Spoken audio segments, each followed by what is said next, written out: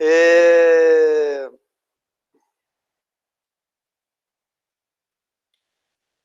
colocar para apresentar aqui, né?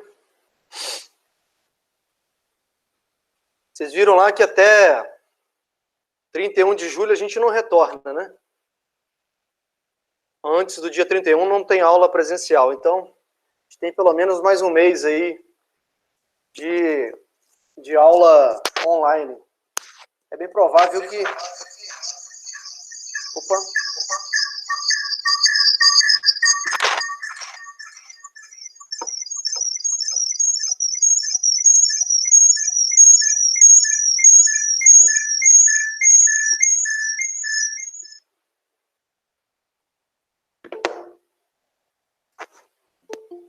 Bem provável que a gente encerre o semestre nessa modalidade aqui mesmo. Que não vai ter como... Não vai ter como voltar no presencial.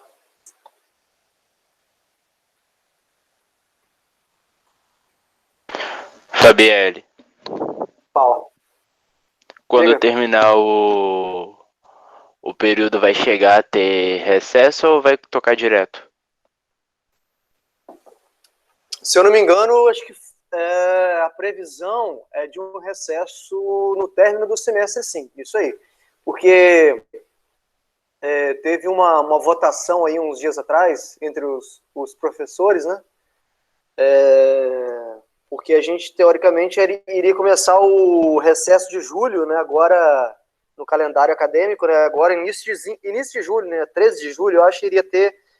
Estava previsto, né? No início do ano, né? Antes da pandemia, estava previsto o recesso. Só que com a pandemia não teve como fazer esse recesso, não faz sentido, né? Mas está previsto o recesso assim que terminar o semestre. Assim que terminar o semestre, tem um recesso de 15 dias para começar um novo semestre. Que não vai ser, obviamente, agora em julho, vai ser provavelmente lá pro lado de agosto, né? No meu caso, vai ficar pendente ainda o laboratório, perfeitamente. Isso aí, bem lembrado, porque não é permitido, né? As 30 horas de laboratório na nossa disciplina, não é permitido dar a forma online, né? Por um motivo óbvio, né? Como é que você vai dar Mas aula aí, laboratório como online? é que fica? A matéria fica em aberto? Fica aberto. Uhum. A gente vai ter que fazer quando voltar no presencial. Aí eu não sei como é que vai ser isso. Sim, se Então, vai ser no logo, caso, o segundo período é só no que vem. no segundo período, É, é bem provável que sim. Bem provável porque que se for sim. levar o tempo que tá levando pra dar 30% da nota, vai levar o ano todo pra fazer um período só. É assim, mas aí no caso da aula prática, né, a gente pode condensar isso em menos tempo, né? Por exemplo, a gente pode fazer as aulas de laboratório, ao invés de fazer uma cada 15 dias, que seria, a gente pode fazer 2 por semana. Fazendo 2 por semana, a gente acaba logo, acaba com um mês as aulas práticas. Entendeu? Não necessariamente vai ser do jeito que estava antes, né? A gente pode condensar isso em menos tempo. Fazer duas práticas por semana, por exemplo. Entendi como você vai dar a prática, fica a seu critério, né? Fica a meu critério, exatamente. Não, como não vai ter Beleza. calendário também, calendário sendo valendo, eu posso dar a quantidade de aulas que eu quiser, né? Então, isso é dos menores o problema, mas eu acho que o semestre, né? Vamos colocar assim, na melhor das hipóteses, né? Se voltar início de agosto, a modalidade presencial, a gente vai ter praticamente encerrado o conteúdo teórico. Vai ter encerrado, eu acho, segundo a minha programação, não lembro qual é a programação. E vai ficar faltando a parte prática, que a gente termina, vamos colocar mais um mês, lá para setembro, outubro, né? E aí começaria o segundo semestre, né, de vocês aí. Isso considerando a minha disciplina, né? Não sei as outras disciplinas como é que estão aí, né? Como é que estão andando, né? estiver andando como a minha, assim, mais ou menos a mesma programação, o semestre de vocês deve acabar lá por volta de outubro. Aí tem o recesso, mas, né, deve recomeçar o próximo em novembro. Outubro, novembro. Ou seja, o segundo semestre de 2020 só vai acabar em 2021. Vai virar uma Não dá bagunça aí. não dá pra encurtar o tempo com sábado letivo, não? Então, provavelmente uma das propostas que surgirão vai ser essa aí. Uma proposta, acho que também vai ser a questão de fazer o ensino híbrido, né? Fazer parte online e parte presencial. Parte assim, né? Você lotar os horários presencial e o que tiver faltando complementa com aula online, entendeu? Para ver se dá correr atrás do tempo aí, para ver se coloca o calendário em dia de novo, né? Aí vai ser Entendi. pauleira, né? Vai ter as duas coisas. Vocês vão ter que ir para a escola e, além de ir para a escola, vão ter que fazer aula online, né? As duas coisas. Com exceção da prática, né? Obviamente. Vai ser pauleira, vai ser pauleira. Me parece que as universidades federais nem aula estão tendo. Então, imagina eles, né? Provavelmente no caso deles, das universidades federais, os caras vão perder o semestre, né? Os caras provavelmente vão cancelar o semestre 2020/1, por exemplo, e ficar só com 2020, e começando 2020/2 sendo um. Esquecer. Uma amiga Começando. minha tá na UFES e não tá tendo EAD. E tem outra amiga que estuda no Rio também e não tá tendo nada, nenhuma atividade. Olha aí que loucura. Provavelmente, aí nesse caso aí, o que vai acontecer provavelmente um adiamento da formatura, né? Ao invés do cara formar com 4 anos ou 5 anos, no caso de vocês, né? Vai formar com 5 anos e meio, né? Vai ter um semestre a mais aí, uns 6 meses a mais de tempo de aula, né? Mas assim, pelo que eu fiquei sabendo, não. Eu sei que tem ex-alunos meus que estudam em São Paulo, que é até do integrado aí, que saíram do integrado e foram para estudar na USP, por exemplo. A USP está tendo aula normal. Aula normal, sim, aula online, né? Inclusive um colega, não, um aluno aqui de Castelo, um ex-aluno meu de bolsista de iniciação científica, ele tá fazendo aula online na USP também. Mas a USP não é federal, né? A USP é estadual. A Unicamp também. Mas pelo que eu vi lá, a notícia que surgiu de São Paulo é que em São Paulo não vai ter aula presencial esse ano ainda não. Mas não. Pelo menos eu acho que as universidades não voltam lá não. Mas, tipo, pro pessoal que entra no ano que vem, aí vai ter, tipo, turma par e ímpar, tudo junto. Os caras vão ter que esperar. Porque, tipo, a gente vai estar no barra 2 ainda e os caras vão entrar no barra 1. Isso aí. Os caras vão ter que esperar, tipo, uns 5, 6 meses para entrar na escola, entendeu? Vão ter que aguardar. Até normalizar. Então o cara vai ficar, tipo, passou lá, né? Jogou a nota do Enem no SISU. Foi selecionado. Eu tô chutando aqui algumas possibilidades, né? O menino vai ter que esperar aí uns 6 meses para entrar, para começar, para iniciar, né? Vai ter umas férias, vai ter férias antes de começar, né? Antes de iniciar a faculdade, já começa com 6 meses de férias. Só que aí vai atrasar a formatura dele, né?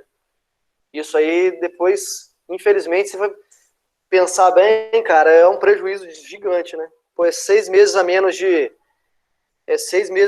emprego, né? De possibilidade de emprego, é 6 meses a menos de uma oportunidade que pode surgir, né? Que você vai perder porque não tem diploma ainda. Ou o cara que quer fazer um mestrado, por exemplo, não vai conseguir porque não tem diploma ainda. Vai ter que esperar. Então vai atrasar a vida todinha, né? Fazer o quê, né? Doideira. Vamos lá. Na última aula, a gente discutiu um pouquinho sobre geometria das moléculas, né? Como as moléculas se arranjam espacialmente. E também depois, no final da aula, a gente falou um pouco sobre polaridade, né? Como calcular a polaridade de uma molécula, né? Tem moléculas que são polares, moléculas que são apolares, e a gente verifica isso através do momento de dipolo, que a gente chama, né? Momento de dipolo. Para moléculas simples é fácil verificar a polaridade. Para moléculas mais complexas e moléculas grandes, a gente tem que calcular a polaridade, né, através daquela a soma de vetores, né, usar a soma de vetores para para determinar se uma molécula é polar ou não. Só lembrando, né, uma molécula é polar quando a resultante dos vetores das ligações dá diferente de zero, né? Quando a resultante é zero, a molécula é dita apolar. Alguém quer perguntar aí?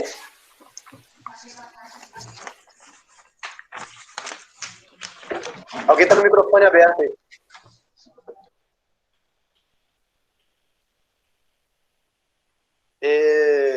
Caio, ontem, não sei se você viu no Globo News, no noticiário de forma geral aí, né? Que tem um novo vírus circulando em porcos na China, de novo. Aí os caras falaram, não, vamos preocupar.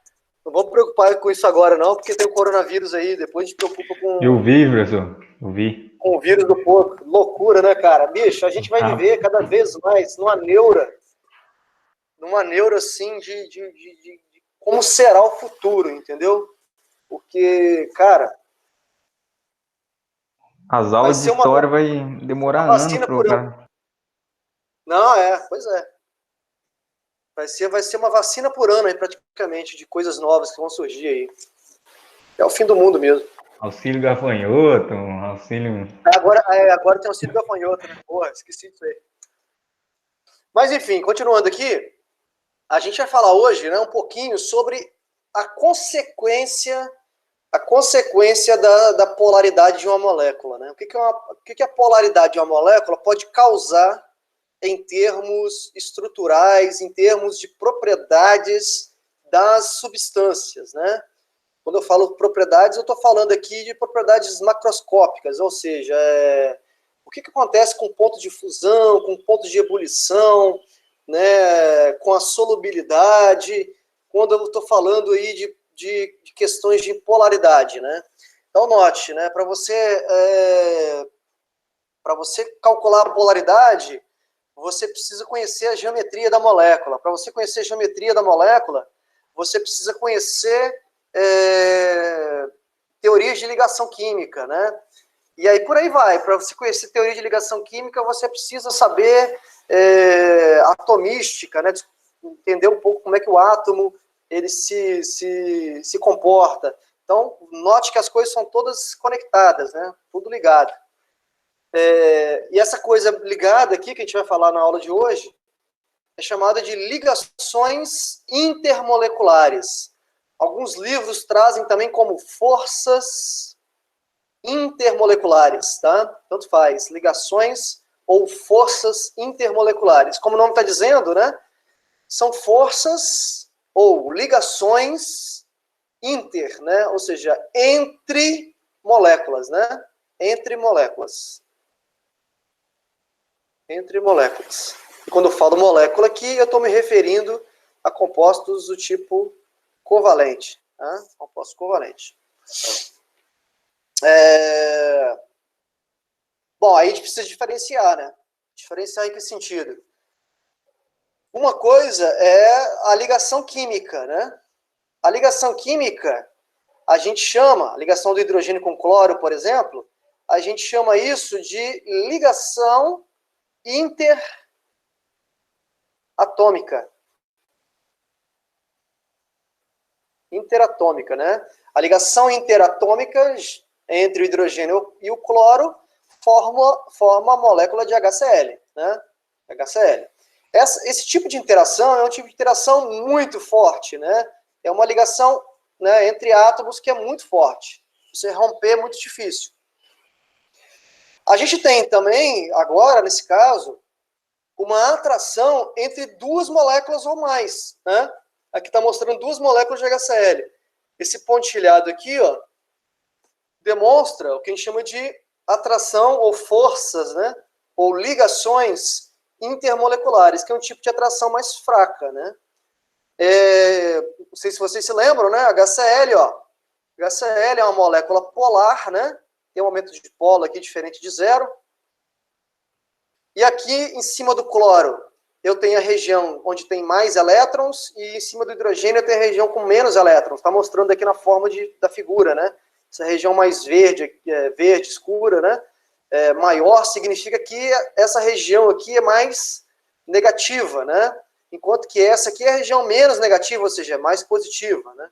Então eu tenho um polo formado, né? E aí o que acontece? Moléculas de HCl são atraídas entre elas por atrações eletrostáticas, né? Eletrostáticas. São atrações eletrostáticas, são atrações de cargas de sinais opostos, né? E esse tipo de interação é, obviamente, mais fraco do que as interações entre os átomos. Mas entre moléculas diferentes, existem tipos de ligações ou forças também diferentes, né? É isso que a gente vai tentar discutir na aula de hoje, né? Que forças diferentes são essas, né? E de que dependem essas forças, né? E como eu disse, essas forças vão refletir nas propriedades macroscópicas dos materiais. Aqui eu tenho, ó, o cloro, o Cl2, o Br2 e o I2, né? São todos lá moléculas diatômicas, né? Moléculas diatômicas da família 7A, né? Cloro, bromo e iodo. Mas notem, o cloro, por exemplo, é um gás a temperatura ambiente, o bromo é líquido a temperatura ambiente, e o iodo é sólido à temperatura ambiente, né? O que faz essas substâncias, né, terem propriedades macroscópicas diferentes, né? É o nível de interação entre as moléculas, né? Eu estou vendo aqui que o nível de interação entre a molécula de Cl2 é menor do que Br2, que é menor do que I2, né? Esse nível de atração entre as moléculas gera esse tipo de diferença, né, entre as substâncias, de modo que o iodo ele é sólido, enquanto que o cloro é um gás, né? Mesmo tendo uma fórmula, né, bem parecida, né? Bem parecida. Isso também, obviamente, vai se refletir em outra coisa, né?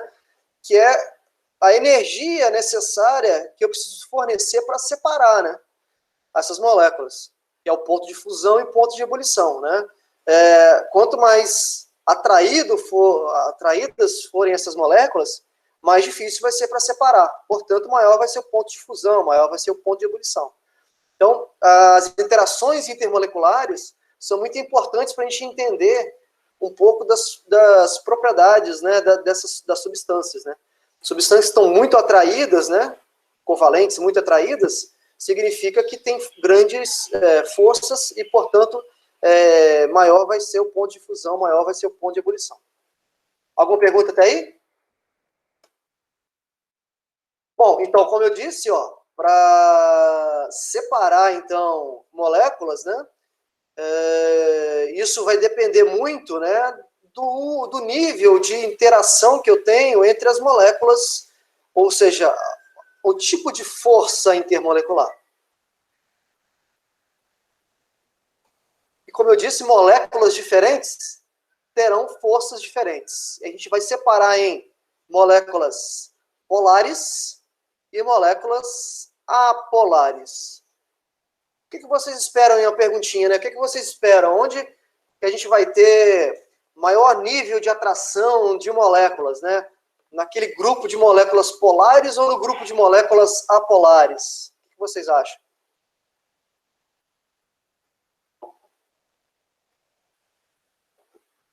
Polares? Muito bem, Matheus. Obrigado aí.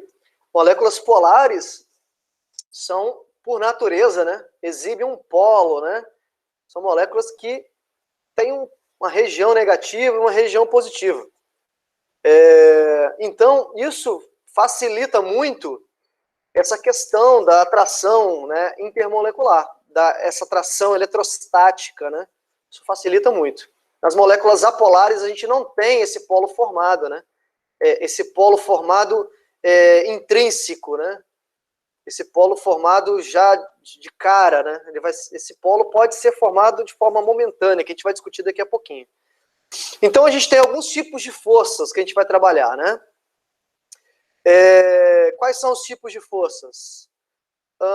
A gente tem o que a gente chama de basicamente, né? Dipolo, dipolo, e uma outra que a gente chama de dipolo induzido, ou dipolo instantâneo, ou também chamado forças de London. Forças de London, tá? Dipolo, dipolo ou dipolo induzido. Dentro de dipolo, dipolo, né, tem uma aqui especial, né? Tem uma dipolo, dipolo bem especial chamado de força ou ligação de hidrogênio, também conhecido como ponte de hidrogênio, que alguns de vocês já ouviram falar, né? Então são esses dois tipos que a gente vai trabalhar, tá? Essas forças aqui são chamadas de forças, os livros trazem como forças de Van der Waals. Força de Van der Waals, tá? Aí tá aqui descrito elas, ó. Ligação de hidrogênio. Ligação de hidrogênio, a gente vai trabalhar especificamente sobre ela, né? A natureza da interação das forças é da ordem de 10 a 40 quilojoules, né? Ou seja, a força de atração entre as moléculas é de 10 a 40 quilojoules por mol. A dipolo pura, né, tem uma força de 2 a 15 quilojoules por mol. E as dispersões de London aqui, ó, o dipolo induzido, né, que é a mesma coisa, dipolo induzido, tem forças que vão de 0,1 a 30 quilojoules. A gente considera que na escala de força, né, essas é a dipolo induzido mais fraca, né, e a ligação de hidrogênio aqui mais forte das três, tá? E aqui a dipolo é uma intermediária, né? Tá no meio das duas, tá bom?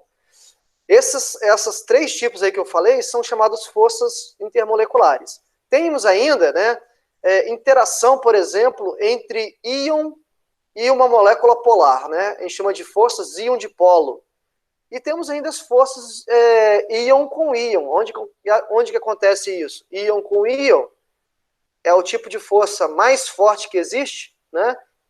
Íon com íon é onde? Ligações iônicas, né? Mas isso aqui não é uma força intermolecular, tá? Força intermolecular, quando a gente trata, é dessas três aqui, ó, que eu acabei de falar. Dipolo-dipolo, ligação de hidrogênio, que é um tipo de dipolo-dipolo, né? E forças de dispersão de London, tá bom? Então aí, esse aqui é um esqueminha bem interessante para você determinar que tipo de força cada molécula faz. Por exemplo, existem íons presentes? Não. É o caso das moléculas covalentes. Molécula covalente tem uma característica de não envolver íons, né? Então, não. Beleza. Aí vem a pergunta, existem moléculas polares presentes? Se não existem, é dipolo induzido.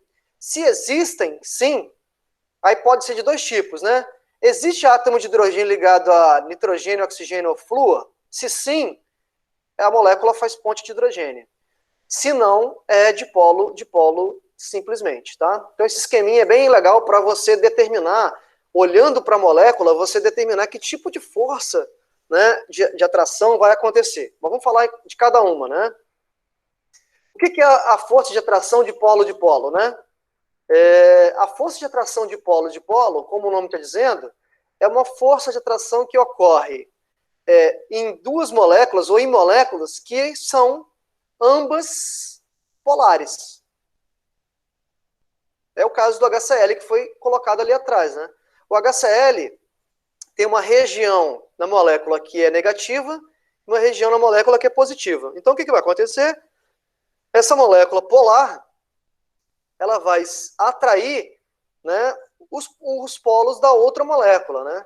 Nesse caso aqui, o HCl, o cloro, que é negativo, vai se atrair ao polo positivo de uma outra molécula. E assim por diante, né? E assim por diante. Criando uma rede de atração, né? Que está mostrado aqui na figura, né? Aqui, ó, vai se atrair ao Cl, de outra molécula de HCl, e por aí vai, né? E por aí vai. Isso criando uma estrutura de aproximar uma molécula da outra, né? Note que a figura, ó, polo negativo, polo negativo atraindo o polo positivo da outra molécula e sofrendo uma repulsão negativa com a outra, né? Mas o que é mais importante é que esse tipo de atração ocorre em moléculas que são apolares. Ou apolares não, polares, né? Não apolares. Que é chamada de dipolo-dipolo, né? Então, é um tipo de atração muito forte. A tendência dessas moléculas, pessoal, a tendência de moléculas que fazem atração do tipo dipolo-dipolo, ou é de formarem líquidos ou sólidos à temperatura ambiente, né? É o caso da água, né? A água é uma molécula polar, mas aí é uma molécula polar que tem uma característica a mais que a gente vai falar daqui a pouquinho. Mas aqui, o HCl, né? Qualquer outra molécula polar que eu pegar, né? Por exemplo, HBr, né? Uma molécula polar. Então, se a molécula é polar, a interação é do tipo dipolo-dipolo. Então, a tendência é que essas moléculas polares tenham um tipo de atração maior, né, entre elas, e com isso, né, formem ou sólidos à temperatura ambiente ou líquidos à temperatura ambiente.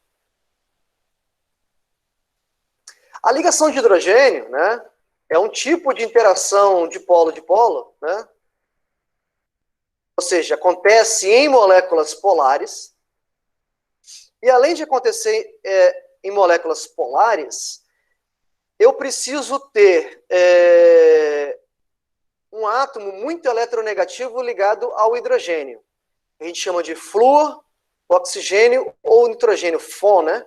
Se eu tenho hidrogênio na molécula ligado a um desses 3 átomos, eu tenho tipo de atração do tipo ponte de hidrogênio. Esses 3 elementos aqui da tabela são os mais eletronegativos, tá?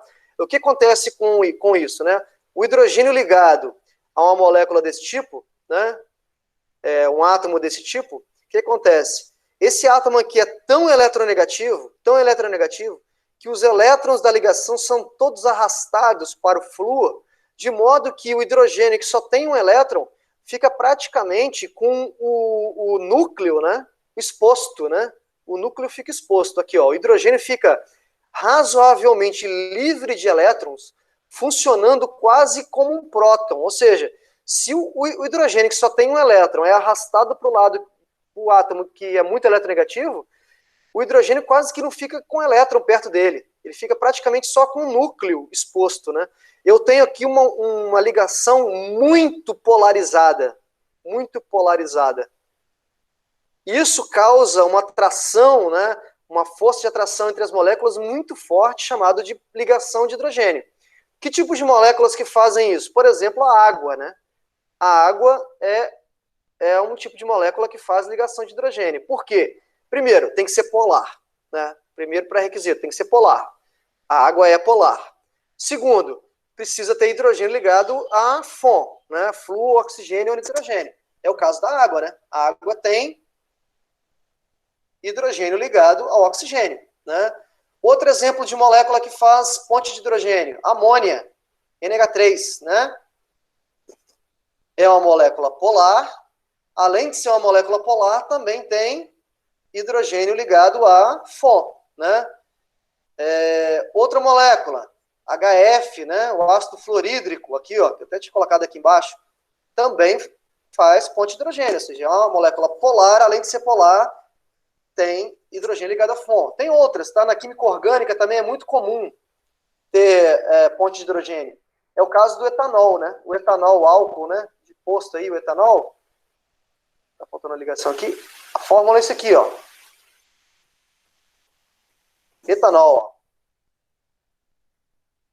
ó. OH. Essa molécula aqui, ó, ela tem uma região aqui que é uma região que faz ponte de hidrogênio aqui, ó. Seria essa região. Por quê? Tem hidrogênio ligado a FON, que é flúor, oxigênio ou nitrogênio.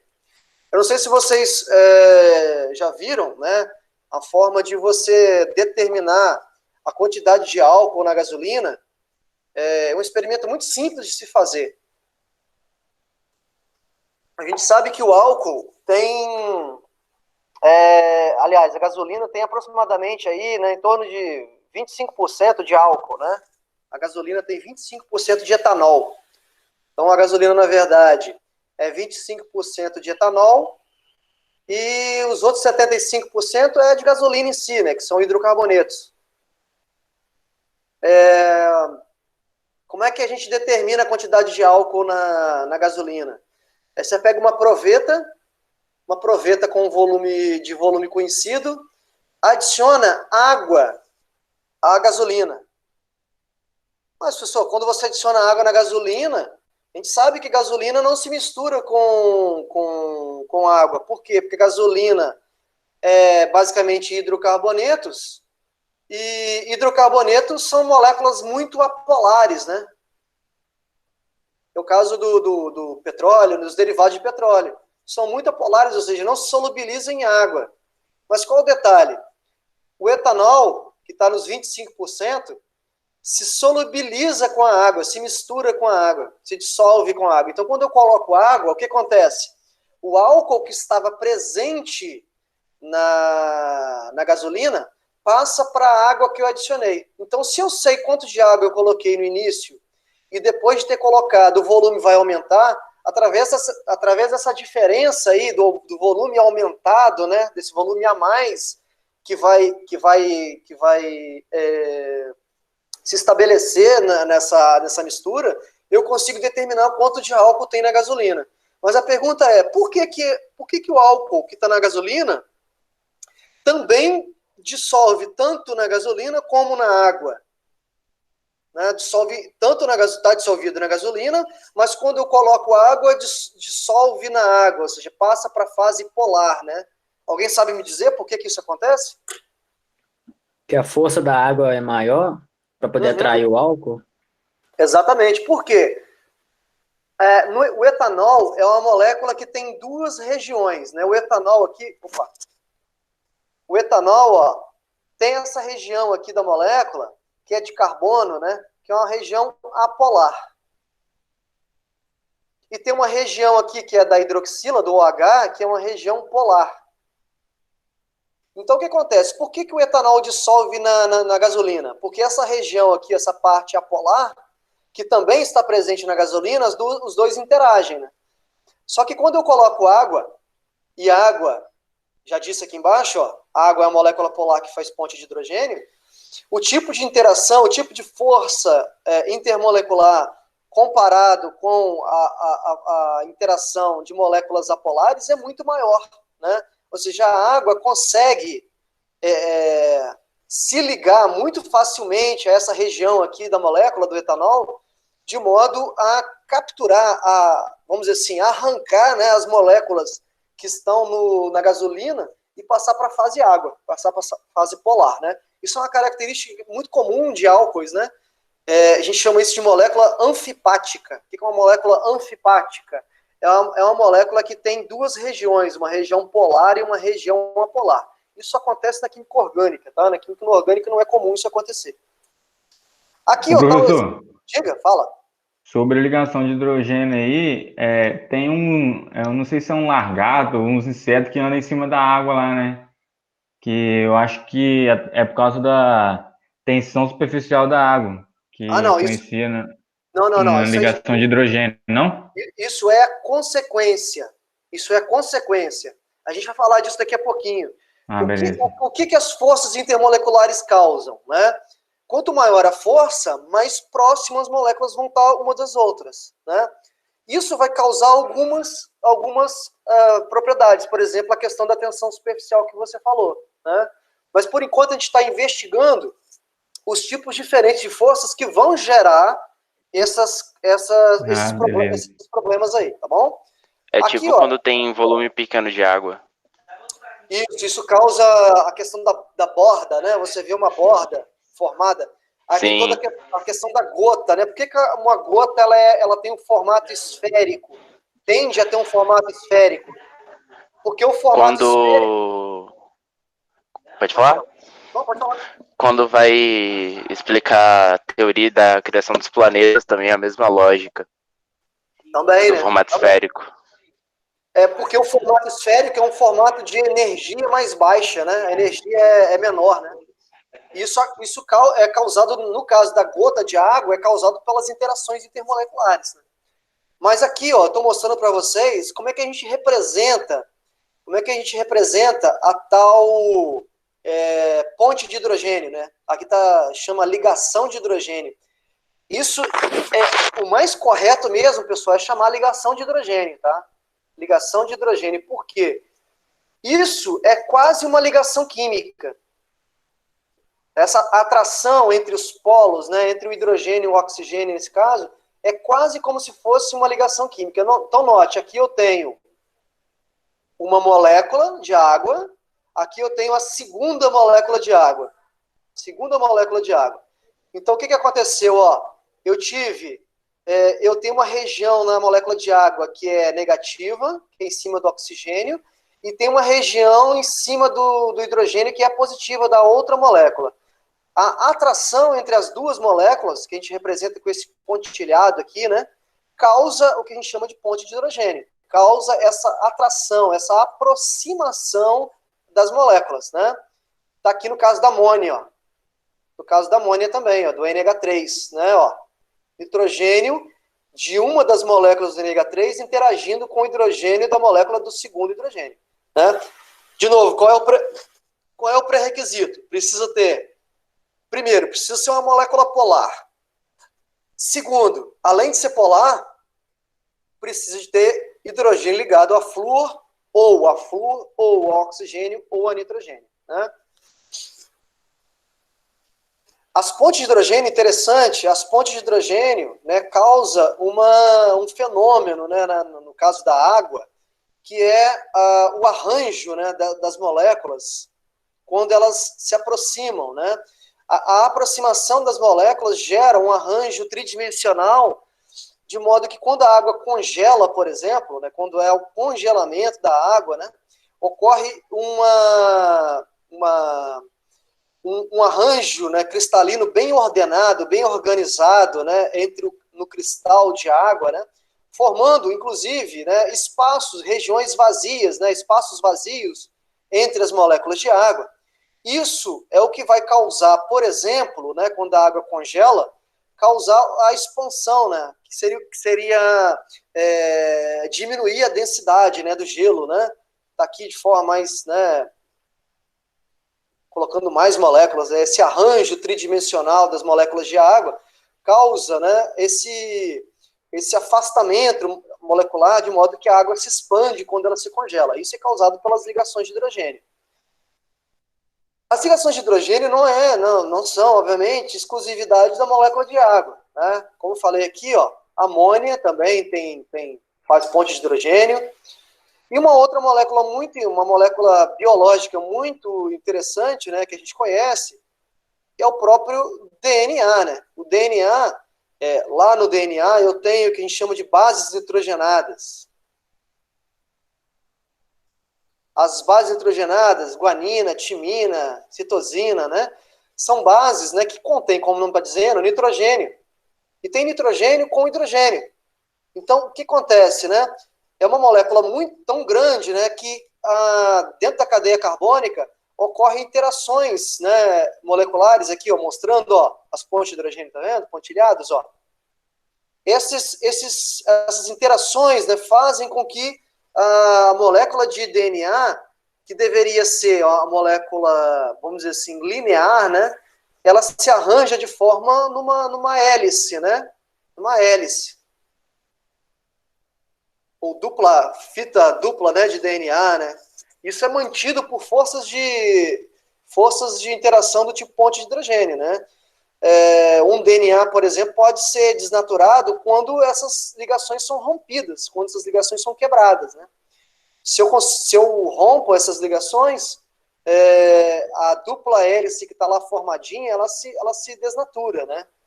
Aí causa problemas, né? Nesse caso, problemas fisiológicos, né? Aqui está o fenômeno da expansão, né, causada por essas interações do tipo ponte de hidrogênio. Aqui estão valores, né, típicos de ponte de hidrogênio, não vale a pena mencionar, né? Agora, interessante aqui o seguinte, se você perceber aqui no gráfico, ó, tem um gráfico que mostra as substâncias e substâncias de um determinado período, por exemplo, aqui, ó, água H2O é hidrogênio ligado ao oxigênio, H2S, né? Se você pegar na tabela periódica, está assim, ó, oxigênio, depois enxofre, selênio, depois telúrio, né? Tá aqui, ó. Olha o ponto de ebulição da água, né? Olha o ponto de ebulição da água. A gente sabe que o ponto de ebulição da água é 100 graus Celsius, né? Olha o ponto de ebulição do H2S, né? O ponto de ebulição do H2S está aqui embaixo, ó. Por quê? Qual a diferença entre as duas moléculas? Tanto a água como H2S tem a mesma geometria molecular, angular, né? São moléculas polares, né? Tem geometria angular, tema da aula passada. Mas qual a diferença entre as duas? Bom, são moléculas polares, todas duas. Só que essa aqui faz ponte de hidrogênio e essa aqui não, é de polo pura, né? Então veja, olha, por isso que o ponto de ebulição da água é tão maior do que o H2S. Isso acontece com outros elementos de outras famílias, ó, HF, HCl, HBr e HI, né? Olha o HF, ponto de ebulição. Depois, olha o HCl, né? Olha NH3, ó. NH3. O elemento da família do nitrogênio é o fósforo na tabela periódica, né? Olha aqui o ponto de ebulição, o fósforo, onde está a diferença, né? Aí, se você for pegar o metano, né, que seria a família do carbono, vai para lá embaixo, né? Por quê? Porque aqui, ó, primeiro, isso é uma molécula apolar. E por ser apolar, já não entra nem na interação do tipo de polo, muito menos ligação de hidrogênio. Olha o ponto de ebulição do metano, ó. É menos alguma coisa, menos 150 por aí. A grande questão que eu queria discutir com vocês é o seguinte também, né? Por que beleza, eu entendi aqui que a água tem ponto de ebulição alto porque faz um tipo de interação muito forte, né? Depois cai para H2S e depois começa a aumentar de novo aqui, ó. O selênio, né, com hidrogênio aqui tem um ponto de ebulição um pouco maior e o telúrio também aumenta um pouquinho, né? Por que o hidrogênio ligado ao oxigênio tem ponto de ebulição maior? Beleza, eu expliquei por cada ponto de hidrogênio. Mas por que vai aumentando o ponto de ebulição aqui nesse sentido, né? Por que vai aumentando? Tem uma explicação para isso. A gente vai falar daqui a pouquinho. Eletronegatividade, né? Na verdade, não é eletronegatividade. Tem a ver com o tamanho do átomo, tem a ver com raio. Tem a ver com raio atômico. Se você for pegar na tabela periódica... É porque a eletronegatividade aumenta, eu acho que o raio diminuindo. Vai diminuir a eletronegatividade. Mas o fator mais importante é o raio aqui, nesse caso, né? Porque no caso da família lá do oxigênio, né? O telúrio está aqui embaixo. Ele tem o raio maior do que o enxofre, por exemplo. Tem a ver com raio, né? Bom, é óbvio a gente falar de forças intermoleculares de moléculas que são polares. Mas como é que a gente explica forças intermoleculares de moléculas apolares, né? Ou seja, moléculas que não exibem polo, né? Como é que a gente explica interação intermolecular, por exemplo, entre o oxigênio, o O2, né? O oxigênio é uma molécula apolar. Se eu resfrio o oxigênio pode se transformar no estado líquido, por exemplo. O nitrogênio é o mais clássico. Quem não já viu aí nitrogênio líquido, né? Pelo menos em filmes, né, de ficção e tudo mais. Nitrogênio líquido. Eu já trabalhei com nitrogênio líquido. A temperatura para resfriar o nitrogênio, para transformar o nitrogênio gás para nitrogênio líquido, é 77 kelvins, né? Essa é a temperatura, né, daqui do estado líquido do nitrogênio, né? Temperatura bem baixa. Então, fato, tanto o nitrogênio como o oxigênio são moléculas apolares e eu consigo liquefazer, eu consigo transformar um gás num líquido, por exemplo. Se eu consigo transformar um gás no líquido, é porque, em outras palavras, eu estou conseguindo aproximar as moléculas umas das outras, né? E como é que eu estou conseguindo aproximar? Estou conseguindo aproximar porque elas estão, de alguma forma, elas estão se atraindo, né? Existe uma força de atração entre elas. Mas como é que eu posso provar uma força de atração entre moléculas que não exibem polo, né? Como é que eu posso provar uma força de atração em moléculas apolares? É uma coisa um pouco meio estranha isso, né? Porque em moléculas polares, de novo, né, insisto nisso, em moléculas polares, eu tenho uma região negativa que atrai a região positiva da outra molécula e assim por diante, né? Aqui, ó.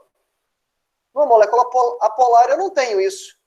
Numa molécula apolar eu não tenho um polo formado, né? E como é que elas vão se atrair? Como é que vai ser essa força de atração eletrostática, né? Bom, partindo do pressuposto que o nitrogênio resfria, ao resfriar se transforma no líquido, tem força acontecendo aí. E que força é essa? Essa força é chamada forças de London, ou de polo induzido, ou de polo instantâneo. Tá? São sinônimos, tá? Da mesma coisa aqui. De polo induzido, de polo instantâneo, ou forças de London. Tá? Bom, aí o que acontece, né? Acontece o seguinte, em moléculas apolares, como o nome está dizendo, não tem polo nenhum. E aí, o que vai acontecer? Bom, eu tenho a nuvem eletrônica está igualmente distribuída ao redor do núcleo do átomo, né? Pode ser que em um determinado momento, de forma aleatória, essa nuvem eletrônica, né, que está girando ali ao redor do núcleo, né, essa nuvem eletrônica sofra uma pequena distorção, de modo que, temporariamente, eu vou ter uma região na molécula, onde eu vou ter mais elétrons do que outra. Eu vou ter mais elétrons. Aqui é a região que teria menos elétrons, e uma região que teria mais elétrons, né? Houve uma distorção da nuvem eletrônica. Essa distorção da nuvem eletrônica significa dizer que, com mais elétrons de um lado, eu tenho uma região mais negativa e, obviamente, uma região menos negativa do outro, ou seja, uma região positiva. Está formado, então, o que a gente chama de um dipolo instantâneo. E esse dipolo instantâneo polariza, ou seja, influencia as moléculas vizinhas, né, de modo que as moléculas vizinhas vão sofrer repulsão e atração, né?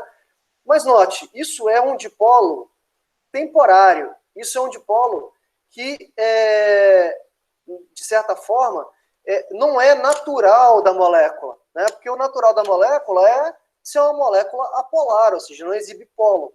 Mas como a nuvem eletrônica, né, de elétrons pode girar ao redor do núcleo de forma totalmente aleatória, isso pode causar, em certos momentos, distorção dessa nuvem, de modo a ter mais elétrons de um lado do que do outro. Ok? É o que está mostrando aqui na figura. Região com mais elétrons do que outra, né? Essa região com mais elétrons seria a região negativa, e a região com menos elétrons é a região positiva. Esse dipolo, como eu disse, é um dipolo temporário, né? Obviamente, é o tipo de força de atração mais fraca que existe, né? Porque acontece em moléculas que não exibem polo, um polo natural, né? É um polo que é causado momentaneamente. A questão é, o que pode influenciar esse polo? Né? O que influencia esse dipolo instantâneo, esse dipolo temporário, né? Uma coisa que já falou aqui antes, o tamanho do átomo, né? O que acontece? Átomos muito grandes, né? Átomos muito grandes, com raio atômico muito grande, tem a possibilidade de distorção da nuvem eletrônica muito mais fácil do que átomos pequenos, né? Porque átomos pequenos, a eletrosfera está muito perto do núcleo. E átomos muito grandes, a eletrosfera está muito afastada do núcleo. Então, nesses átomos que são muito grandes, a probabilidade de distorcer a nuvem eletrônica é maior, né? Ou seja, em átomos maiores, a gente tem forças de London, né, ou força de polo induzido, com maior probabilidade. Isso foi usado para explicar por que as lagartixas conseguem, as taruíras lá conseguem conseguem andar, né, pelas paredes sem cair. Por quê? Os caras estudaram e verificaram que na pata, né, nas patinhas da lagartixa, tem moléculas orgânicas, principalmente moléculas orgânicas, né, bilhões, trilhões de moléculas ali, né, e essas moléculas, que são todas apolares, molécula orgânica geralmente é apolar, tá? Essas moléculas orgânicas, elas, por exercerem, né, essa força de London, elas acabam, as moléculas das patinhas acabam se aderindo, se atraindo com as moléculas da superfície de uma parede, por exemplo. Como se fosse ali um ímã, né, um magnetozinho. Ou seja, a atração entre as moléculas da patinha do animal com as moléculas presentes na parede é que faz com que ela consiga grudar e andar ali na superfície sem cair, né? Algumas de vez em quando caem, né? Mas o mais comum é ela conseguir andar sem cair, né? Isso foi explicado recentemente por um artigo científico aí, né? Não sei se tem relevância isso, mas enfim, só uma curiosidade, né? Que provava por que a lagartixa conseguia andar. Olha aqui que interessante, vejam. Nessa tabela, eu estou colocando aqui, ó, todas as moléculas diatômicas, H2, N2, O2, F2, Cl2, Br2 e 2. São todas que eu listei aqui, são todas moléculas apolares. Todas moléculas apolares. Mas se você for olhar o ponto de fusão e ebulição, ó, olha o ponto de fusão e ebulição do hidrogênio. Olha o ponto de fusão e ebulição do iodo, né? Tem diferença, né? Mesmo sendo apolares, entre elas tem diferença. Mas qual é a diferença entre elas, né? No raio, o hidrogênio, né, é um átomo pequeno. O iodo é um átomo muito grande, né? É um átomo muito grande. Está aqui, ó, explicado pela massa molar. Pela massa molar você já consegue verificar isso, né? Olha a massa molar do iodo. Olha a massa molar do hidrogênio, né? Como a massa molar do iodo é muito grande, o que significa que o iodo é muito grande, né? Sendo muito grande, é muito fácil polarizar. É fácil você causar esse dipolo instantâneo. Aí eu vou voltar lá no iniciozinho da aula, ó. Olha aqui, ó, o gás cloro, o bromo e o iodo. O iodo, a temperatura ambiente, é sólido. O cloro é um gás. Mas por que tem essa diferença? São todas moléculas, as três aqui, ó, moléculas apolares. Mas o que tem diferente entre elas, né? O tamanho. O iodo é uma substância muito maior do que o bromo, do que o cloro. Isso explica essa diferença aqui do estado de agregação, né? Enquanto que o cloro é gás, o bromo é líquido e o iodo é sólido, né? Tá? Isso está de forma indireta explicado aqui na tabela, né? Aqui, ó, cloro, bromo e iodo, né? Olha aqui a diferença da massa molar e olha a diferença do ponto de ebulição e do ponto de fusão, né? Ou seja, primeira conclusão nossa, quanto maior o tamanho da molécula, ou seja, o raio, né? Isso você vê como? Pela massa molar. Quanto maior o tamanho, ou seja, quanto maior a massa molar, maior vai ser o ponto de ebulição e o ponto de fusão. Isso explica também o gráfico que a gente acabou de falar aqui, ó, né? Por que o gráfico aumenta aqui, ó, H2S, depois H2SE e depois H2TE? Porque esse cara aqui, o telúrio, é muito maior do que o selênio, que é maior do que o enxofre. Só você olhar na tabela periódica, né? O raio aumentando de cima para baixo, né? Isso vale para todo mundo, ó. Silício, germânio, estanho, né? Está aumentando aqui o ponto de ebulição, ó. Tá vendo? Por quê? Porque estão ficando moléculas maiores. Né? O tamanho é importante. Então, primeiro fator, o tamanho. Alguma pergunta aí? Tamanho não é documento, professor. Tamanho não é documento, mas nesse caso é. Um outro fator importante é a forma da molécula. Isso é muito muito relevante para moléculas da química orgânica. Olha aqui, essa aqui é a fórmula do pentano. Pentano aqui, ó, 5 carbonos. E essa aqui é a fórmula do neopentano. Olha aqui a quantidade de carbonos. 1, 2, 3, 4, 5 também, ó. 1, 2, 3, 4, 5. 1, 2, 3, 4, 5. Né? Se você desenhar a fórmula molecular, ficaria C5H 3, 4, 5, 6, 7, 8, 9, 12. C5H12. E aqui? C5H3, 6, 9, 12. Notem, os dois têm a mesma fórmula. A gente chama isso de isômero, né, na química orgânica. São isômeros. Mas olha o ponto de ebulição desse e olha o ponto de ebulição desse cara. Ó, o ponto de ebulição do primeiro é muito maior. De contato. Isso. O ponto de ebulição da primeira substância é muito maior do que da segunda.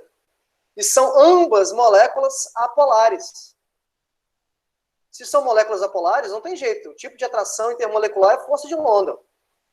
Não tem outro tipo de... Não é de polo, não é ponto de hidrogênio, nada. É força de London. Mas por que tem diferença de ponto de ebulição? Foi falado aí, ó. É a superfície de contato, né? Olha, a interação entre duas moléculas iguais é muito maior no caso de uma molécula aqui, ó, que tem uma cadeia aqui, nesse caso, mais linear, né? Cadeia mais linear. Essa cadeia aqui é uma cadeia ramificada, que a gente chama.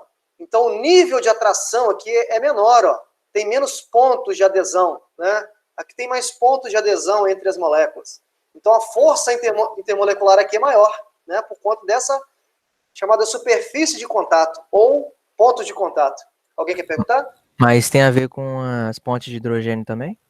Não, nesse caso não tem ponte de hidrogênio. Por quê? Primeiro, como é que eu determino?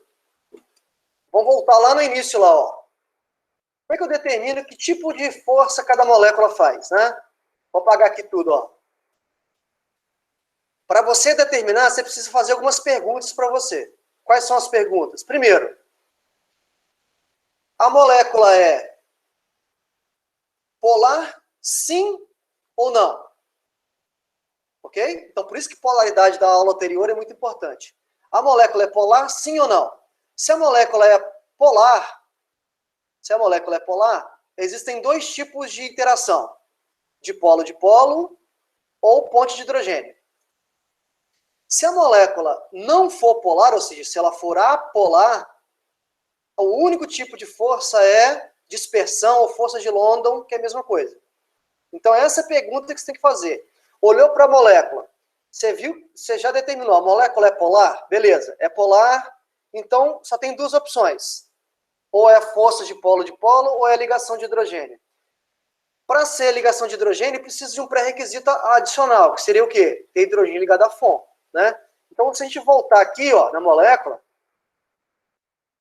as moléculas que eu citei aqui, essas duas, são duas moléculas apolares, né? Os hidrocarbonetos, né, que são derivados lá do metano, né? O Mi resultante aqui, ó, o momento dipolar é zero. São moléculas apolares.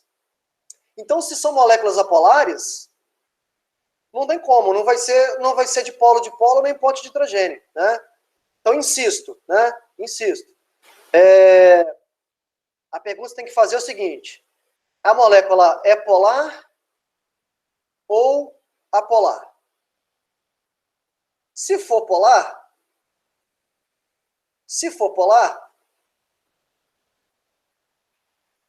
pode ter dois tipos de forças: dipolo, ou ponte de hidrogênio, ou ligação de hidrogênio, né?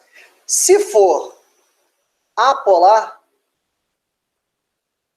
vai ser dipolo induzido ou força de London, tá? Sendo que essa aqui é a mais fraca de todas, das três. A ponte de hidrogênio é a mais forte e a dipolo é a intermediária, tá bom? Então, antes de você determinar que tipo de força está atuando, você precisa fazer essa pergunta para você mesmo, né? Determinar a polaridade da molécula, tá bom? Nesse caso aqui, ó, são duas moléculas apolares, mas as duas têm pontos de ebulição diferentes. Você poderia falar, pessoal, o tipo de interação entre as moléculas será do tipo força de London. Perfeito, vai ser força de London. Só que tem diferença entre as duas, mesmo assim. Por quê? Eu estou vendo aqui, o ponto de ebulição está diferente, ó. E o que está causando o ponto de ebulição diferente? A forma da molécula, né? Essa aqui tem um formato, uma forma mais linear. Essa aqui, por ser ramificada, ó, a adesão, os pontos de adesão serão menores, né? Então, são dois fatores que influenciam, no caso, as forças de London especificamente. Primeiro é o tamanho. Segundo é a forma, tá? O tamanho, para qualquer tipo de molécula. A forma é mais para moléculas da química orgânica, tá? Porque essa questão de superfície de contato, né, é mais característico de moléculas que formam cadeias, né? Isso é da química orgânica. Química inorgânica não tem isso, né? Então, vamos lá. Como é que eu explico essa diferença do ponto de ebulição aqui, ó? Bom, vamos lá. Água é uma molécula polar. Que tipo de interação? De polo ou ponto de hidrogênio? Eu já sei que a água aqui tem hidrogênio ligado a FON, então é ponto de hidrogênio. H2S é o quê? H2S é uma molécula polar. É uma molécula polar, mas não tem hidrogênio ligado a FON. Então é de polo. Idem, H2S é molécula polar, de polo, e aqui de polo. Só que por que está aumentando?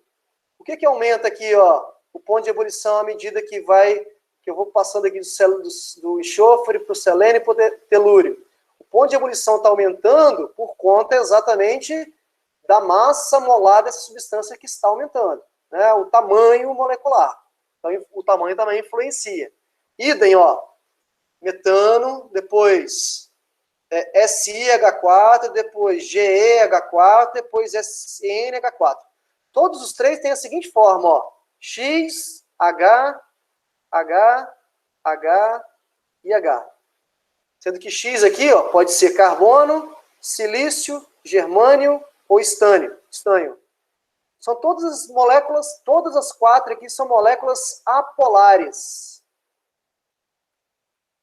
Então, a força de atração entre atuante vai ser o quê? Força de London. Mas por que está aumentando do carbono para o silício, para o germânio e para o estanho? O que está mudando aqui são esses átomos. E esses átomos têm o quê? Tamanhos diferentes. Esse aqui é maior. E o carbono seria o menor. E como é que eu vejo isso? Tabela periódica, né? Através do raio ou através da massa molar. Perguntas?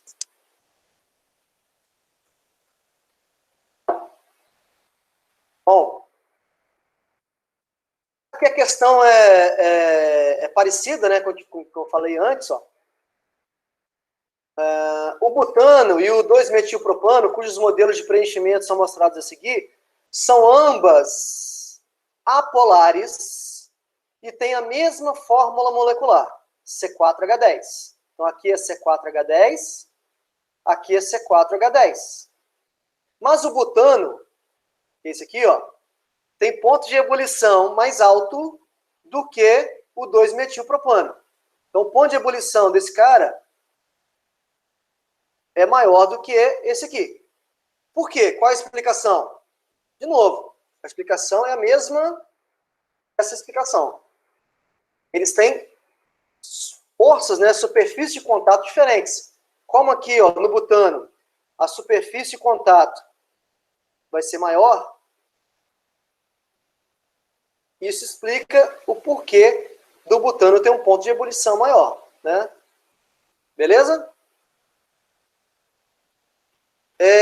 Vamos lá. Quais substâncias podem exibir atração de polo entre suas moléculas? CO2, SO2, hidrogênio, IF, HBr e CCl4. Então, vamos lá. O que a gente precisa saber para determinar quais delas exibem dipolo dipolo? Eu preciso determinar a polaridade de cada uma. De cada uma delas. Vamos lá, CO2. Ó, CO2 é uma molécula, o momento dipolar aqui dá 0, nós vimos na última aula, é uma molécula apolar. O SO2. SO2, a estrutura é essa aqui, ó. É uma molécula angular. Tem um vetor aqui, o resultante vai estar para cá, ó. Diferente de 0. Então é uma molécula polar. H2. Hidrogênio com hidrogênio. Não tem como essa molécula ser polar, são dois átomos iguais. Apolar. I com F.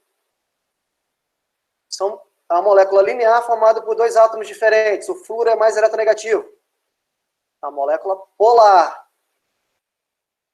HBr. Mesma coisa, ó. HBr, momento dipolar aqui, ó. Polar. E o CCl4. CCl4. CCl4. Cl, Cl, Cl. Ó, vetor, vetor, vetor, vetor. Esse anula com esse anula com esse, dá 0. A molécula é apolar. Então a pergunta dele é: quais das moléculas exibem atração do tipo dipolo-dipolo? Para ser dipolo-dipolo, as moléculas precisam, qual é o pré-requisito? Serem moléculas polares. E quais são polares? SO2, IF, HBr e só, né? São essas três. E as outras que sobraram? Que tipo de interação que é? Os que são apolares são todas forças de London. Forças de London. São forças mais fracas, né? Na escala de força. Quais as seguintes substâncias exibem ligação de hidrogênio em seu estado líquido? Bom, aí você tem que sempre desconfiar, né? Para formar ponte de hidrogênio ou ligação de hidrogênio, qual é o pré-requisito? Ter hidrogênio ligado à fonte. Onde que eu tenho? Aqui eu tenho? Tenho, ó. Hidrogênio ligado a nitrogênio. Então esse aqui sim. CH3F. CH3F, será que faz ponte de hidrogênio? Acho que não, né? Por quê? Vamos lá, vamos desenhar aqui a molécula do CH3F, ó.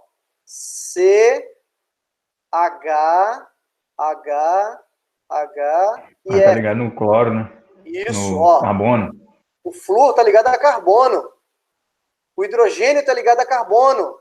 O hidrogênio tá ligado a flúor. Então isso aqui não faz ponte de hidrogênio, tá? pH3. Não tem hidrogênio ligado à fonte. Fora também. HCOOH. Estou mostrando aqui, ó. Hidrogênio ligado ao oxigênio, ó. Esse aqui também faz, ó. Então, quais são? Essa e essa primeira aqui, ó. Fazem ponte de hidrogênio, tá? Então, para fazer ponte de hidrogênio, precisa ser uma molécula polar e precisa ter hidrogênio ligado à fonte. É o pré-requisito. Uma questão aqui, ó. 2 isômeros do composto tal, seu ponto de fusão e ebulição. Aqui, ó. Isômero cis, isômero trans. Não importa isso. Não sei o que é isomeria, professor. Mas vamos lá, vamos determinar aqui, ó. Esse cara tem ponto de fusão de menos 80,5 e ponto de ebulição 60,3. Esse aqui tem ponto de fusão menos 49 e ponto de ebulição 47 graus Celsius. Então, note, esse aqui, ó, ferve a uma temperatura maior do que essa. Então, esse aqui tem ponto de ebulição maior. O que significa dizer? Bom, se eu tenho ponto de ebulição maior, significa que a força de atração entre as moléculas é maior também. E como é que eu provo isso? Né? Olha aqui a molécula, ó, aqui em cima. O isômero cis, se você avaliar aqui em termos de vetores, como é que eu calculo o vetor aqui? Ó? Vou pegar essa ligação. Na verdade, o vetor é assim, ó. É carbono com hidrogênio, para cá, ó. Assim, assim e assim. E aqui como é que seriam os vetores, ó? Seria um vetor assim, um vetor assim, um vetor assim e outro vetor assim. Então, o que eu teria para essa molécula aqui, ó? Para essa molécula, vejam, eu teria, ó, olhando esses dois vetores, ó, olhando aqui fora, ó, eu teria esse vetor para cá e esse vetor para cá com o mesmo tamanho. O que vai acontecer? Eles vão se anular. E esse com esse também, mesma coisa. Eu vou ter um vetor assim e outro vetor assim. Esses dois vão se anular. De modo que essa molécula aqui trans é apolar. O resultante dá zero. Isso não vai acontecer aqui, ó, no isômero cis. A molécula é polar. Os vetores não vão se anular. Isso mostra a diferença aqui, ó, do ponto de ebulição. Molécula polar faz que tipo de interação? Dipolo, dipolo. E molécula apolar? Dipolo induzido, ou força de London, né? E na escala de força, quem é mais forte? Dipolo, dipolo ou força de London? Polo, dipolo. Por isso que isso causou o quê?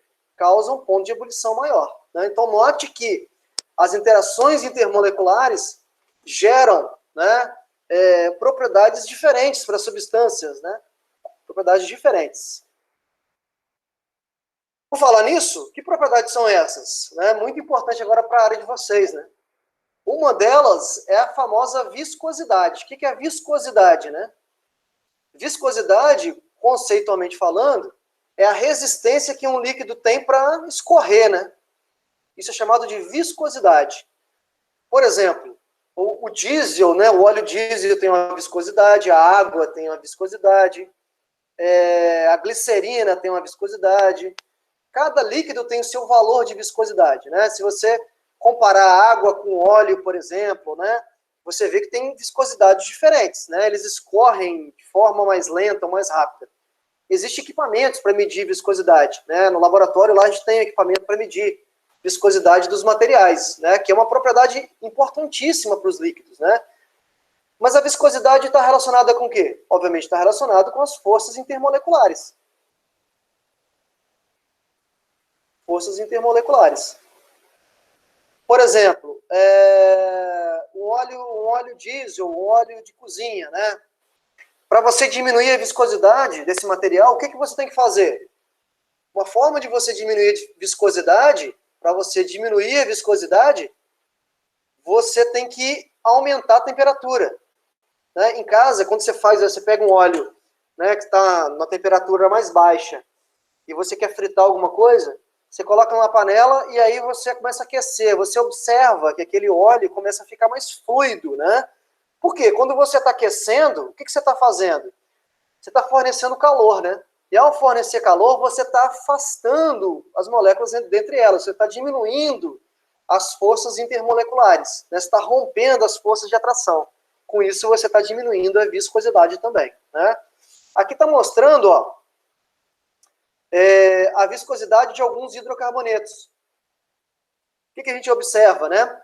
Aqui a viscosidade é dada numa unidade que a gente mede no equipamento, né? Aqui é cent poise. Poise é a unidade de viscosidade, tá? Mas não importa, tá? O que a gente está observando é que o hexano tem uma viscosidade de 0,3 aqui, ó. E o decano tem uma viscosidade de 1,42. O decano é mais viscoso. Alguém sabe me dizer por quê?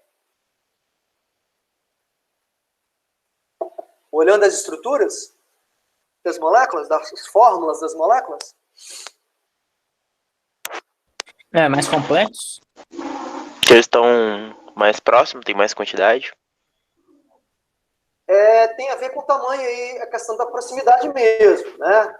Mais complexo significa o quê? Olha, eu estou olhando aqui essa molécula de decano e estou comparando com a molécula de hexano.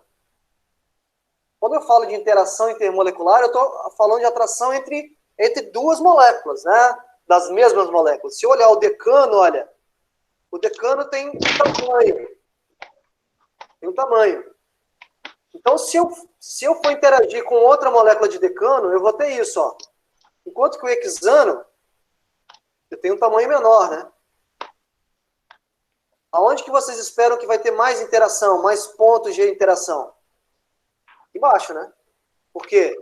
porque eu tenho mais regiões aqui, mais pontos, né, de atração entre as moléculas, eu tenho mais área superficial. Então, a maior área superficial causou aqui, ó, uma atração maior entre as moléculas, e isso gerou uma viscosidade maior também, tá? Então, a viscosidade... Mais viscoso quer dizer que ele está mais perto de ser sólido, né? Isso, exato. Como se fosse isso, né? Mas, na verdade, são líquidos nesse caso, né? São todos líquidos. Mas entre os líquidos existem moléculas mais próximas ou menos próximas, né? Quanto mais próximas, mais viscoso, quanto menos próximas, menos viscoso, tendendo para o sólido, como você acabou de falar aí, né? Aí você aumenta a temperatura para deixar ele mais perto do estado gasoso.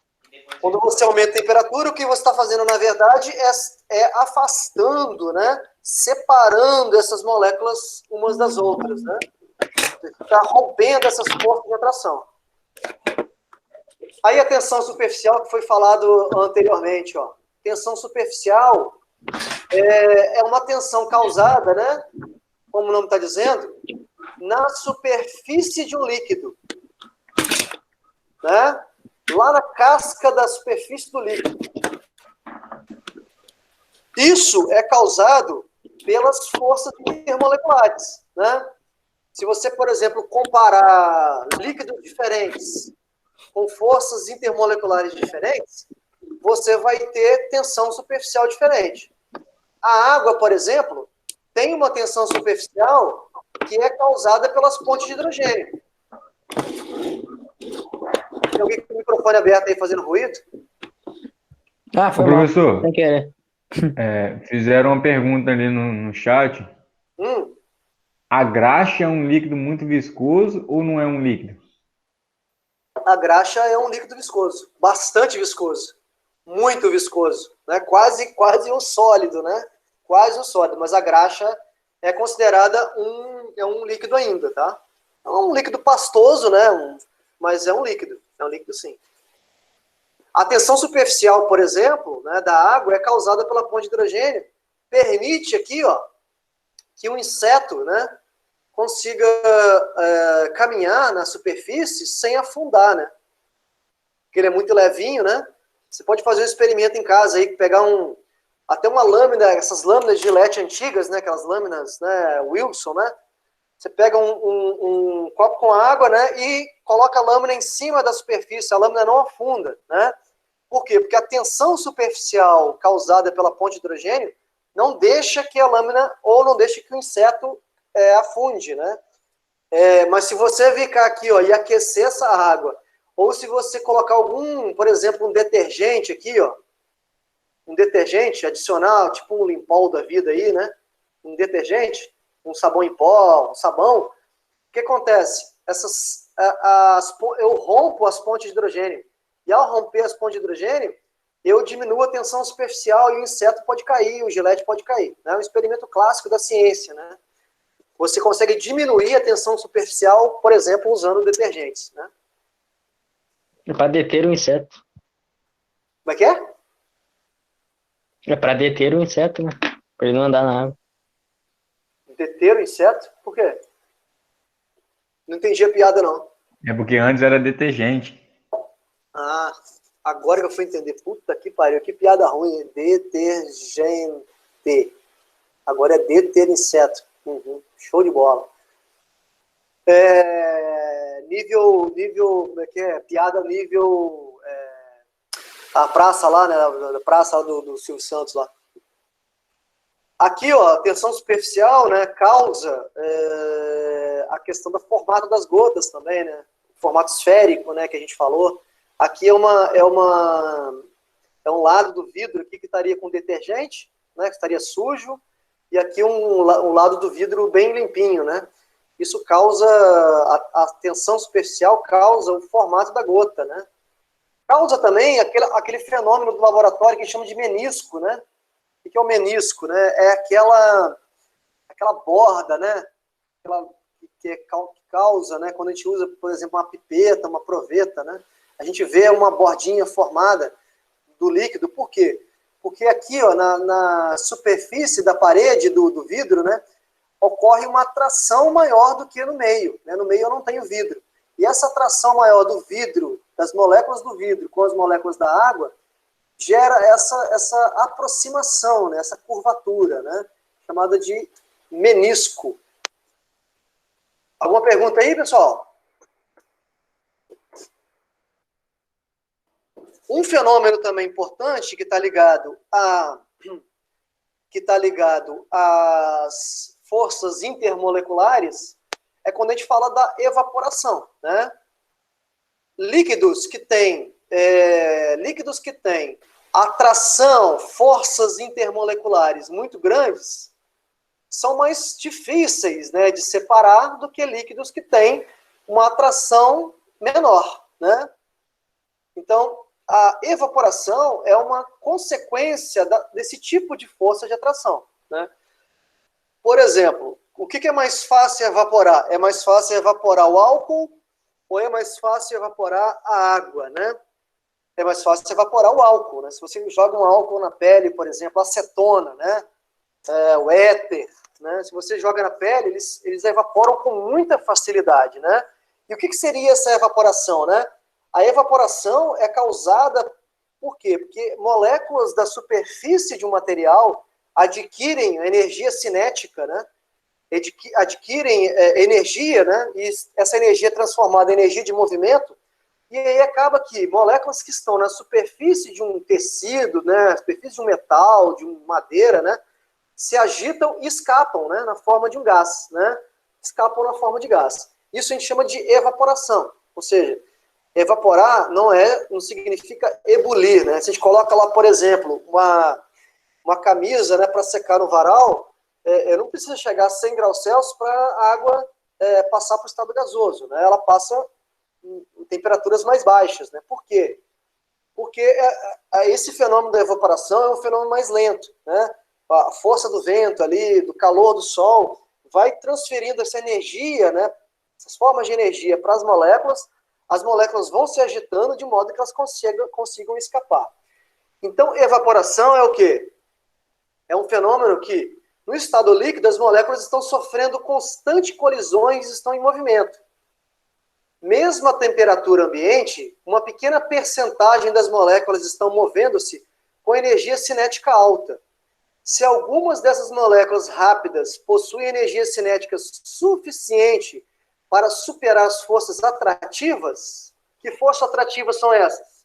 As interações intermoleculares. Né? As forças intermoleculares. Elas poderão escapar, ou seja, poderão evaporar. Obviamente, a evaporação depende da temperatura. Quanto maior a temperatura, mais evapora, né? Então, por exemplo, se eu colocar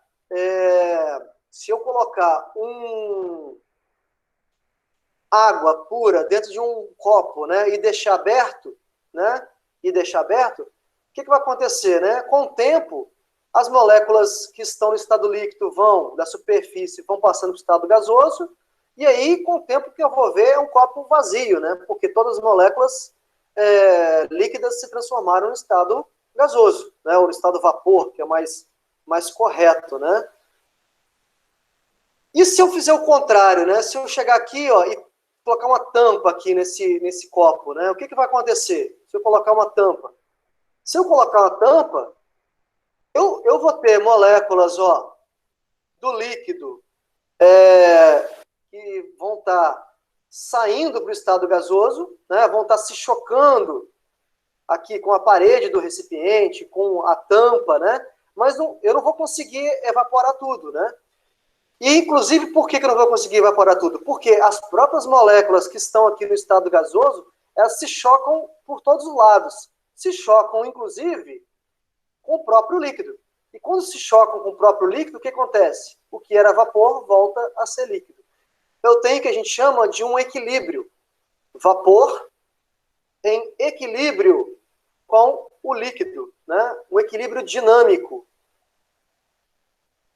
Quando isso acontece, né, gera um vapor aqui, ó, sobre o líquido. Esse vapor sobre o líquido é chamado pelos, né, químicos e físicos por pressão de vapor. O que é pressão de vapor? Pressão de vapor de um líquido é a pressão exercida pelos seus vapores quando estão em equilíbrio dinâmico com o líquido, né? Pode falar. Alguém está com o microfone aí? Quer perguntar alguma coisa?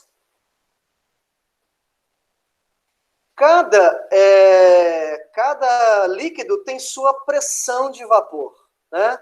Aqui eu estou mostrando, ó, as pressões de vapor, né? A capacidade que o líquido tem de evaporar para líquidos diferentes.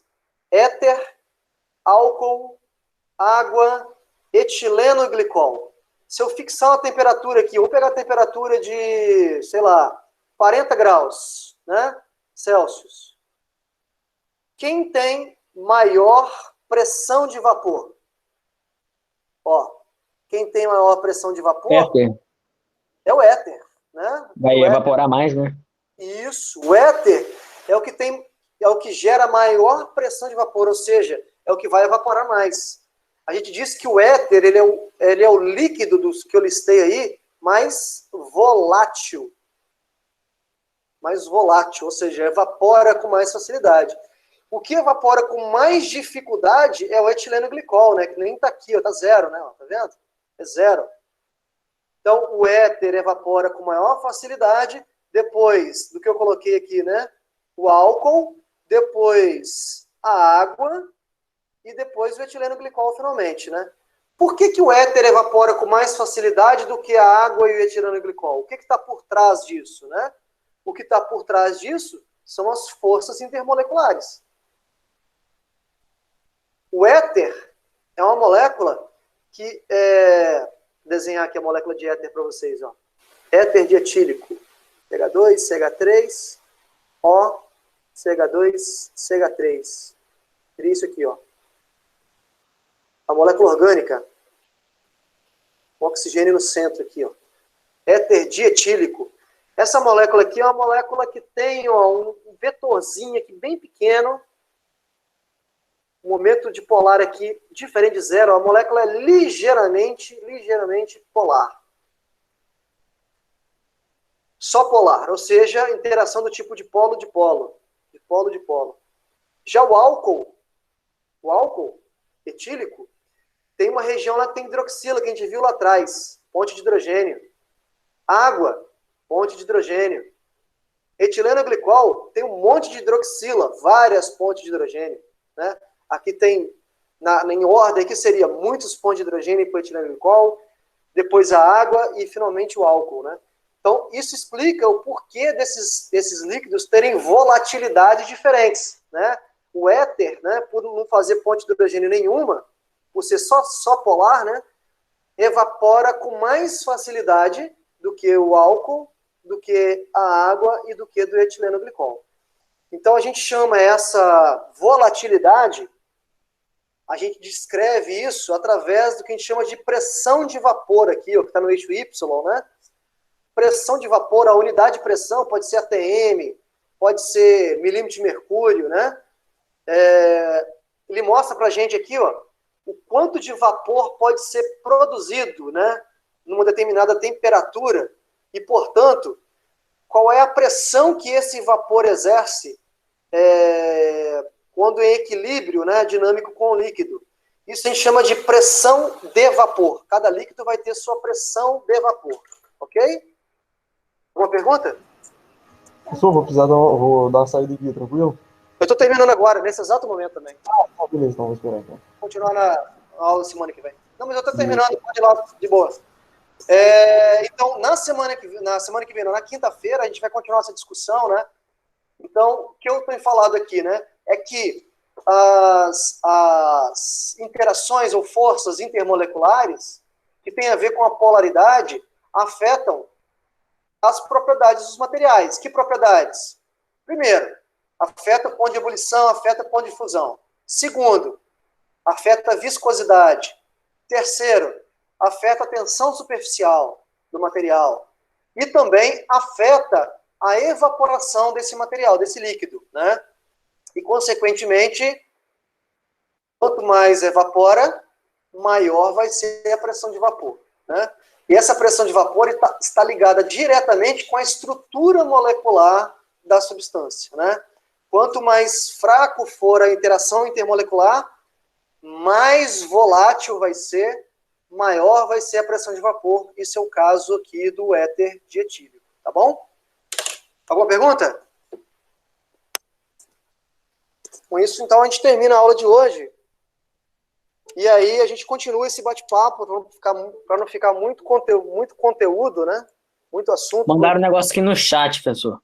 Vai lá, diz aí. Um composto que seja de London evapora mais rápido que uma ponte de hidrogênio? Muito mais rápido. Muito mais rápido. Né? Por exemplo, que tipo de molécula que faz força de London? São as moléculas apolares. O oxigênio do ar, por exemplo. O oxigênio do ar é tão volátil que na temperatura que a gente vive, a temperatura ambiente aqui, 30, 40 graus, né, no máximo, o oxigênio já é um gás, né? O oxigênio já é um gás. Enquanto que a água, o contrário, a água, a temperatura ambiente, é um líquido. Mas por que o oxigênio é um gás e a água é líquida? Ué, porque o oxigênio é uma molécula apolar e a água é uma molécula polar e, além de ser polar, faz ponte de hidrogênio, né? Note a diferença das duas coisas, né? Oxigênio, muito separado, formando gás aqui, né? Muito volátil, e a água faz ponte de hidrogênio, atração maior, menos volátil. Então a volatilidade está ligada ao tipo de força também, né? Isso aí. Mais perguntas?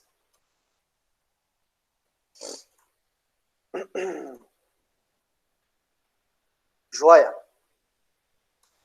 Parando de gravar aqui então.